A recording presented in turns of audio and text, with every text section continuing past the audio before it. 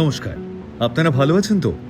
আজ আপনাদের জানাবো একটি প্রাচীন এবং রহস্যময় স্থানের ব্যাপারে, যেখানে লোককথা, প্রকৃতি এবং ইতিহাসের এক অপূর্ব মেলবন্ধন ঘটেছে। আজ আমরা কথা বলবো সোকোত্রা দ্বীপ নিয়ে। ইয়েমেনের একটি প্রাচীন এবং রহস্যময় দ্বীপ হলো সোকোত্রা। আরব সাগরের উত্তরে এবং আফ্রিকা এবং আরব উপদ্বীপের মধ্যে অবস্থিত। বর্তমানে সোকোত্রা দ্বীপটি ইউনেস্কোর বিশ্ব ঐতিহ্যবাহী স্থানের তালিকায় অন্তর্ভুক্ত। এটি একটি সংরক্ষিত এলাকা এবং এখানে পর্যটন ধীরে ধীরে বৃদ্ধি পাচ্ছে।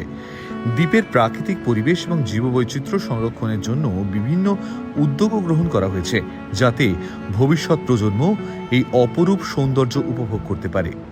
সোকোত্রা দ্বীপের সবচেয়ে বড় বৈশিষ্ট্য হল এর অনন্য বৈচিত্র্যময় জীববৈচিত্র্য। এখানে প্রায় 700টিরও বেশি উদ্ভিদ প্রজাতি রয়েছে, যার মধ্যে 30%-রও বেশি শুধুমাত্র এই দ্বীপেই পাওয়া যায়।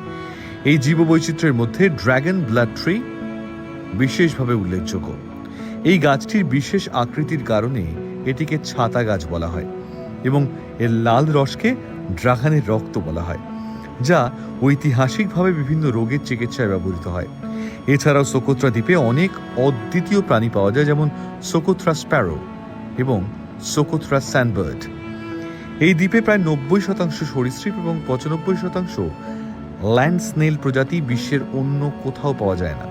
সোকোত্রার সামুদ্রিক জীববৈচিত্র্য উল্লেখযোগ্য। এখানে প্রায় 253 প্রজাতির কোরাল, 730 প্রজাতির মাছ এবং বিভিন্ন প্রজাতির কাঁকড়া, লবস্টার এবং চিংড়ি পাওয়া যায়। সোকোত্রার ভৌগোলিক বৈশিষ্ট্য অত্যন্ত আকর্ষণীয়। এখানকার চুনা পাথরের গুহা, গভীর গিরিখাত এবং উঁচু পাহাড় রয়েছে, যা দ্বীপটির প্রাকৃতিক সৌন্দর্যকে আরও বাড়িয়ে দেয়। দ্বীপটির সবচেয়ে উঁচু শৃঙ্গ হল হাজহির, যা প্রায় 1500 মিটার উচ্চতা। সোকোত্রার ইতিহাসও খুব সমৃদ্ধ। এই দ্বীপটি প্রাচীনকাল থেকে বিভিন্ন সভ্যতার অংশ ছিল।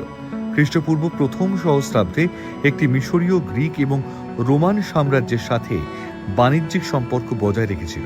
পরবর্তীতে এটি আরব এবং পর্তুগিজ সাম্রাজ্যের অধীনে আসে। দ্বীপটির সাংস্কৃতিক ঐতিহ্য আজও দৃঢ়ভাবে টিকে রয়েছে, যা দ্বীপের লোকজ সঙ্গীত, নৃত্য এবং শিল্পকলায় প্রতিফলিত হয়। এই দ্বীপটি প্রকৃতি এবং সংস্কৃতির এক অপূর্ব মিলনস্থল, যা বিশ্বের যে কোনো স্থানের সাথে তুলনা করা যায় না। ভারত থেকে সোকোত্রা যেতে হলে প্রথমে আপনাকে ভারতের যে কোনো প্রধান শহর থেকে একটি আন্তর্জাতিক ফ্লাইটে ইয়েমেনের রাজধানী সানা বা নিকটবর্তী কোনো বড় শহরে পৌঁছতে হবে। সাধারণত দিল্লি, মুম্বাই বা চেন্নাই থেকে এই ফ্লাইট পাওয়া যেতে পারে।